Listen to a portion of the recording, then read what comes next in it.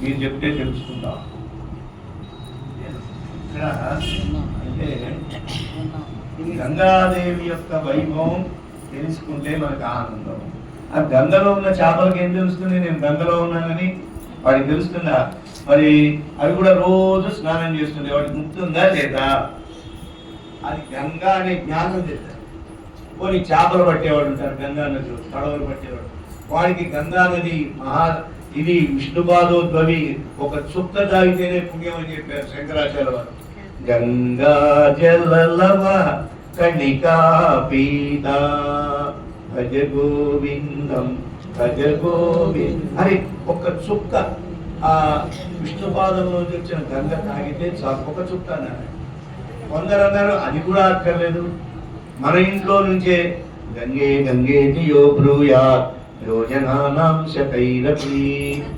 ఎన్ని యోజనాల దూరంలో ఉన్న గంగా గంగా అని తలచి మనం స్మరిస్తే గంగా స్నానం వస్తుంది. ఇంకా విచిత్రం, ఇవన్నీ శ్రాద్ధ మంత్రాలు. అహం కాశీం గమిష్యామి తత్రైవ సామ్యం ఇది బ్రువాన్ సంతం కాశీవాస ఫలం లభే. నేను కాశీకి వెళ్తాను అనుకుని ఆ పిండ ప్రదానం చేసేటప్పుడు చదివిస్తారు, వాళ్ళకి వెళ్ళినంత ఫలితం. గయకు వెళ్ళకపోయినా ఆ గయతో చేస్తున్నట్టు యజమాని చేత బ్రాహ్మణులు చెప్పిస్తారు, గయ గయ గయ అంటారు. పుణ్యక్షేత్రాలు మనం ఏవైతే చెప్తున్నామో అవి అయోధ్య, మధుర, మాయా, కాశీ, కాంచి, అవంతి కానీ ఆ పేర్లు చెప్పిస్తారు. స్మరిస్తేనే వాటికి ఆ విలువ తెలుసుకోవాలి. అందుకనే త్యాగరాజ స్వామి చెప్పారు, తెలిసి రామ భజన సేవే మనస. రాముడు అంటే ఏమిటో తెలిసి ఆ రామ భజన చేస్తే ఎంతో ఆనందం. రాముడు అంటే తెలియకుండా, ఆయన గుణాలు తెలియకుండా, ఆయన వైభవం తెలియకుండా రామ భజన చేస్తే కొంతవరకునే, కానీ అనుభవించి చేస్తే ఎలా బద్ధేనాంజలినా రెండు చేతుల దగ్గరకు వచ్చి నతేన శిరస శిరస్సు వంచాలి. రాత్రైసరోముద్గమై రామ రామ అంటే గొంతు డబ్బుచ్చిగా రావాలి. కంఠేన స్వర గద్గదేన నయనేను ఆ కళ్ళలోంచి రామ రామ అంటే ఆనంద బాష్పాలు రాల. అది ప్రార్థన. ఓకే, మొక్కుబడి కోసం 11 సార్లు హనుమాన్ చేత విష్ణుదాసనామం తెల్లవారు చదివేస్తున్నాం. అనుభవిస్తూ చదివితే పెద్దలు మనకు కూడా మంత్రానికి ఏం చెప్పారు?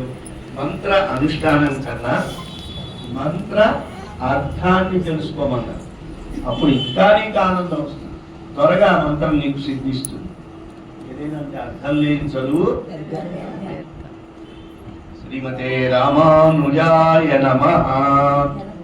నిన్నటి రోజున గోదామ్మ వారు పరమాత్మను మాట్లాడారు, తను చెప్పినట్లు వినట్లు చేశారు.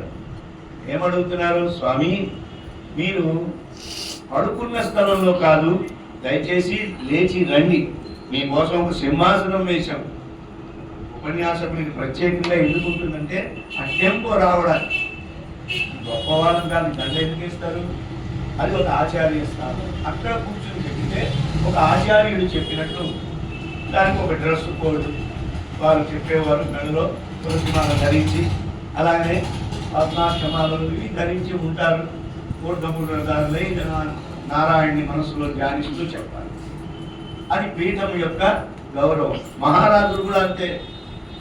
దర్బార్కు వచ్చినప్పుడు ఎలా రావాలి? ఇంట్లో ఉన్నట్టు రాకూడదు కదా. దర్బార్కు బయలుదేరినప్పుడు కిరీటం పెట్టుకోవాలి, మంది మార్పాలంతో కూర్చుని ఉండాలి. అప్పుడు ప్రజల్ని అడుగుతూ ఉండాలి. కోర్టులో జడ్జి గారు కూడా చూడండి, బయట ఉంటే మామూలుగా ఉంటాడు. కోర్టు ఆ జడ్జి పీఠ పెడితే నల్ల కోట్ వేసుకోవాలి, దుస్తులు వేసుకోవాలి. ఆయన జడ్జి అని ఒక భావన రావాలి. డాక్టర్కైనా, యాక్టర్కైనా, ఎవరికైనా కూడా రూపం అనేటువంటిది చాలా చాలా ముఖ్యం. సామాన్య కూటం గోష్ఠికి వచ్చేటప్పుడు ఎట్లా రావాలో అలా రావాలి. వచ్చేటప్పుడు ఆ తిరుమణి ధరించి ఆ వైష్ణవ తేజస్సుతో వస్తే చూసేవాళ్ళకు కూడా వీరంతా కూడా గొప్ప భాగవతులు. అలా కాకుండా ఎలా పడితే అలా వచ్చామనుకోండి, దాన్ని డ్రెస్ కోడ్ చెడిపోతుంది. అది శారీరకి తప్పకుండా. పోలీసు కూడా ఆ డ్రెస్ వేసుకుంటే ఆయనకున్న గౌరవం తీసేసి వచ్చాడనుకోండి, ఏముంటుంది? ఏం లేదు, దానిపోయే దానిగా. ఆ డ్రెస్ వేసుకుంటే ఎవరు ఆయన ఏమో. అది ముందు దాన్ని ఏమంటారంటే సారూప్యము అంటారు. ఏ సంప్రదాయంలో ఉన్నవారు ఆ సంప్రదాయం యొక్క ముఖం చూస్తేనే తెలియాలి. ఓ వీరు వైష్ణవ సంప్రదాయం అన్నారు. నార్త్కి ఇప్పుడు వెళ్తుంటే అక్కడ అంటారు, మన దక్షిణాది దివ్య దేశాలు, ఓ మీరంతా జై శ్రీమన్నారాయణ అంటూ ఉంటారు. అంటే వాళ్ళకి ఇప్పుడు తెలిసిన చిన్నజీయ స్వామిని, అమ్మో ఆంధ్రాలో ఒక ఆయన ఉన్నారు, మోస్ట్ పవర్ఫుల్ స్వామిజీ అన్నాడు ఒక ఆయన. మోస్ట్ పవర్ఫుల్ కాదయా, ఉన్నది వారు చెప్తున్నారు, దాన్ని అనుసరించేవాళ్ళు రొంబ ఆశ్చర్యం, రొంబ ఆశ్చర్యం. ఎంత పెద్ద రామానుజులని కట్టినారు మీ ఆంధ్రాజీ. ఒకప్పుడు అలా మాట్లాడేవారు, ఇప్పుడు మీరంతా కూడా చేసి ఎవరు చూసినా ఈ ధనుర్మాస కాలంలో ముఖంలో ఆ గోదాదేవి యొక్క వర్చస్సు. దాంతో పెరుమాళ్ళు చాలా సంతోషించారు. నా సన్నిధానానికి ఎలా రావాలో అలా వచ్చారు మీరంతా, మీరు చెప్పినట్లు నేను వింటా. అంటే మనం కూడా పారతంత్ర్యంలో ఉంటాం, స్వామివారు కూడా భక్త పారతంత్రుడు. ఇంకా ఆశ్చర్యం, మనం స్వామి పారతంత్ర్యం అంటే వారికి కాదు.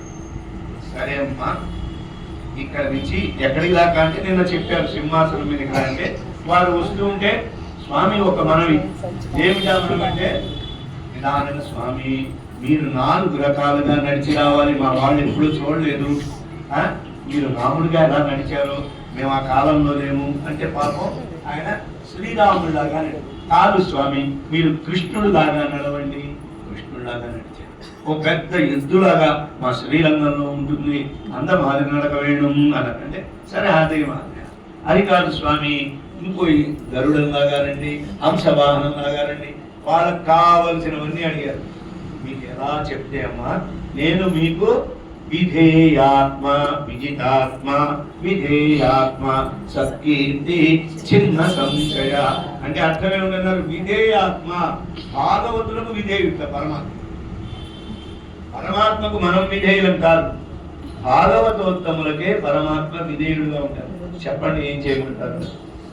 అంత దయాహృదయం శ్రీకృష్ణ భగవాన్. మళ్ళీ ఆయన కమాండ్ చేయడం కాదు, ఆయన్ని కూడా మనం స్వామి ఈ మాదిరి ఉండండి అంటే ఉంటారు. అది శ్రీకృష్ణ పరమాత్మ యొక్క సౌలభ్యం.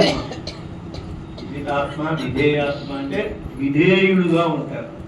ఆ పరమాత్మ అర్జునుడు బావాని పిలిచాడు, అక్కడితో ఆపేడా, నువ్వు నాకు సారథ్యం చేయి అన్నాడు.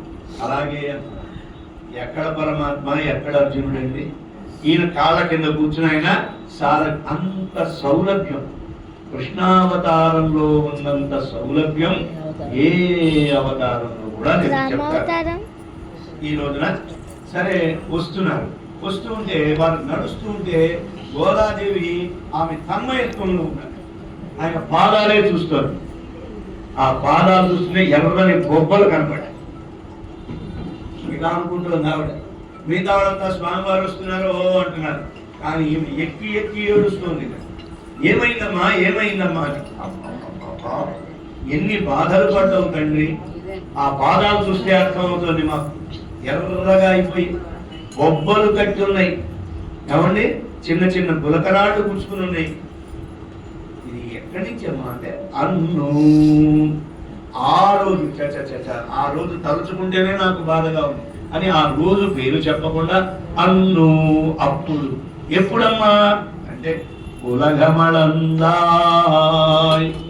ఈ లోకాన్ని నువ్వు కొలిచావా తండ్రి, ఆ కొలవడానికి వచ్చినప్పుడే బరువు తీసుకుపోయినట్టుగా నువ్వు లక్ష్మీదేవి భర్త అయ్యుండి ఒక యాచకుడులాగా వచ్చావే. యాచకుడుగా రావడం అంటే ఎంత కష్టం అని. లోకంలో అందరికంటే చులకనైన వాడు ఎవడు, అడుక్కునేవాడు. పోయా అంట, ఎందుకని అడుక్కుంటున్నాడు కాబట్టి. వాడే అడగకుండా ఉన్నాడు అనుకో, పోయా అంటే ఊరుకుంటాడా? కాబట్టి యాచక వృత్తి అనేది హీనాతి హీనమే. ఒక కవి గారు చెప్పారు, లోకంలో అన్నిటికంటే తేలికైన వస్తువేది అని. వాడు ఏం చెప్పాడంటే గడ్డి అండి అన్నాడు. గడ్డి చాలా తేలిక, చాలా పారేయచ్చు. గడ్డి కంటే తేలికైంది ఏమిటి? దూది. దూది అంతే కదా, ఉఫ్ఫని ఉంటే అది పైకి వెళ్ళిపోతూనే ఉంటుంది, గడ్డి అంత పైకి ఎగరలేదు. ఈ రెండింటి కంటే తేలికైంది ఎవరు అంటే అడుక్కునేవాడు. తృణాదపి లఘుతర స్థూల స్థూలాదపి యాచక.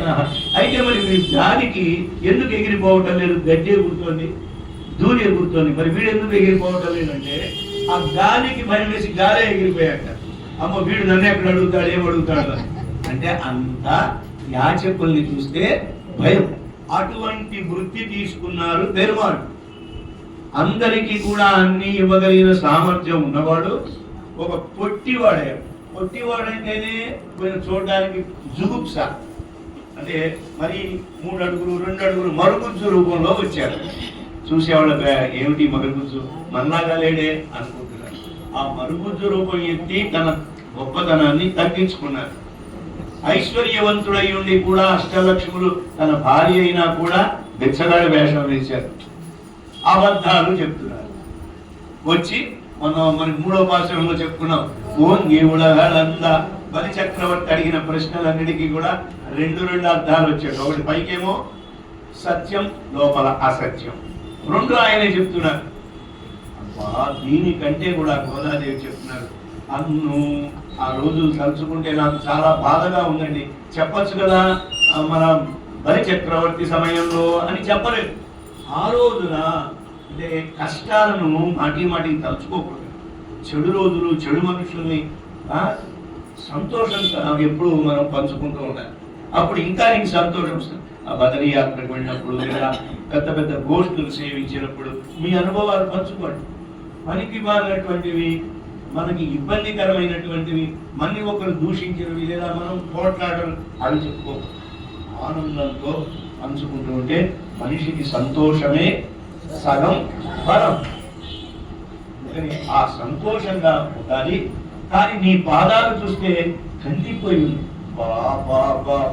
ఆ రోజు భయంకరమైన రోజు, అదేదో చెప్పను కానీ మీరు అర్థం చేసుకోండి. ఉలగమడందాయ్ లోకాలను కొలచిన తండ్రి అంటే ఏ అవతారం అర్థం చేసుకోవాలి మనం? వామనావతారము. అడందాయ్ అప్పుడు ఎత్తినప్పుడు వాడు సరే 3 అడుగులు తీసుకోమన్నారు.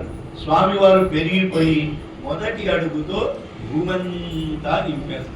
భూమంతా నింపినప్పుడు భూమంతా కూడా మెత్తగా ఉందా? ఎలా ఉంది? ముళ్ళ పొదలు ఎక్కువ ఉన్నాయి. మంచి చెట్ల కంటే పిచ్చి చెట్లు ఎక్కువ ఉంటాయి. కొన్ని ఇంతంతలో ముళ్ళు ఉంటాయి. బ్రహ్మజముడు, నాగజముడు, ఏమిటో ఏంటో కావలసిన ఉన్నాయి. అన్నిటి మీద తొక్కారు. వీరి పాదం ఎంతో సున్నితమైనదే. ఆ సున్నితమైన పాదంలో గుచ్చుకుపోయి మరి వాడికి చూపించాలి, ఇదంతా కొలుస్తున్నాను అని. కొలవండి 1 అడుగులో అన్నాడు. ఆయన ఇలా తిప్పి ఆ కొండల మీద, కోనల మీద, సముద్రాల మీద, మట్టి దిబ్బల మీద అన్ని ముళ్ళ కంచెలుగా పెట్టి సరిపోయిందా బలి అన్నారు. సరిపోయింది అన్నారు. పైకి పాదం ఎత్తితే ఏముంది అడుగున? రక్తపు మడుగు. సరే ఇట్లా ఇక 2వ పాదం అన్నారు. 2వ పాదం పైకి ఎత్తుతూనే ఉన్నారు ఆయన. ఎక్కడ దాకా? సూర్య భగవానుడి మండలం దాకా ఎత్తితే, ఇంకా పైకి వెళితే, ఇంకా పైకి వెళితే, ఇంకా పైకి వెళితే సూర్యుడు కంఠం దాకా వచ్చాక, ఇంకా పైకి వెళ్తే నడుము దాకా, మోకాళ్ళ దాకా, చివరికి కాలి అంజల దాకా వచ్చాయంటే ఎలా ఎత్తుంటారు ఆ పాదం ఆలోచించండి. ఆ పాదాన్ని మాయ పూర్త వామన నమ్మాడు అని చెప్తారు. ఏమి అద్భుతం, ఏమి ఆశ్చర్యం. పైకి ఎత్తారు. ఆ ఎత్తినప్పుడు చేతులు మామూలుగా ఉంటే వరకు ఎక్కువగా చాస్తే ఏమవుతుందండి? నొప్పి. మళ్ళీ అది పట్టేసిందంటే మళ్ళా ఫిజియోథెరపీ దగ్గరికి పోవాలి. వాళ్ళు ఏవో చెప్తాడు, ఇలా అనండి, అలా అనండి, ఇలా మన చెయ్యి మనకి రావడానికి ఎన్ని బాధలు పడాలి.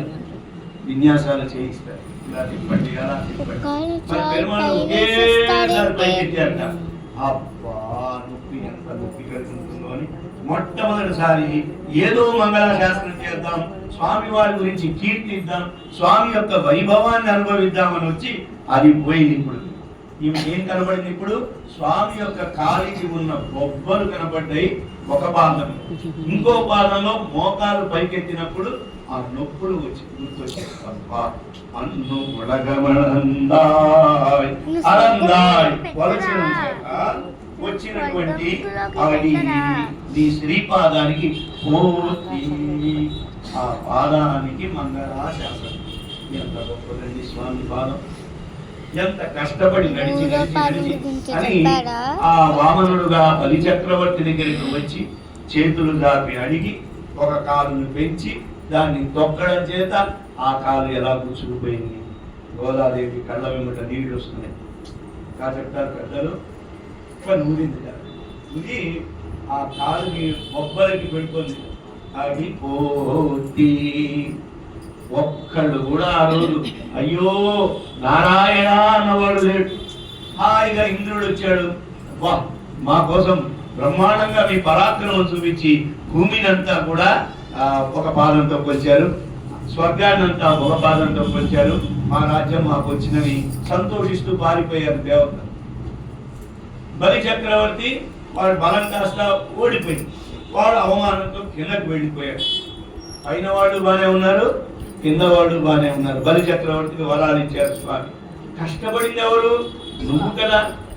ఆ పాదానికి ఆ రోజు పడినటువంటి బాధకు ఎవరైనా ఒక్కడైనా అయ్యో వామనుడికి ఇంత కష్టం వచ్చిందా, ఆయన ఎన్ని కష్టాలు పడ్డాడు, ఎంత గొప్పవాడు, పొట్టివాడు అయిపోయాడే అది ఒక్కరికైనా జాలి కలిగిందా?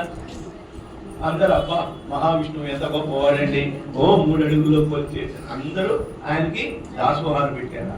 నేను వాళ్ళ దాసోహాలు పెట్టడానికి రాలేదు. ఆ పాదానికి రక్ష రక్ష రక్ష. పెరియాళ్ళ వారికి ఇదే సంగతి. అమ్మగారు ఆయన కుమార్తె కదా, కాబట్టి వీళ్ళకి బాబోయ్ ఆ నొప్పులకు మంగళాశాసనం అంటున్నారు. అడి ఆ శ్రీపాదానికి పోతి. మేమంతా కలిసి పోట్రి అంటే మంగళములు. మంగళం జయ మంగళం.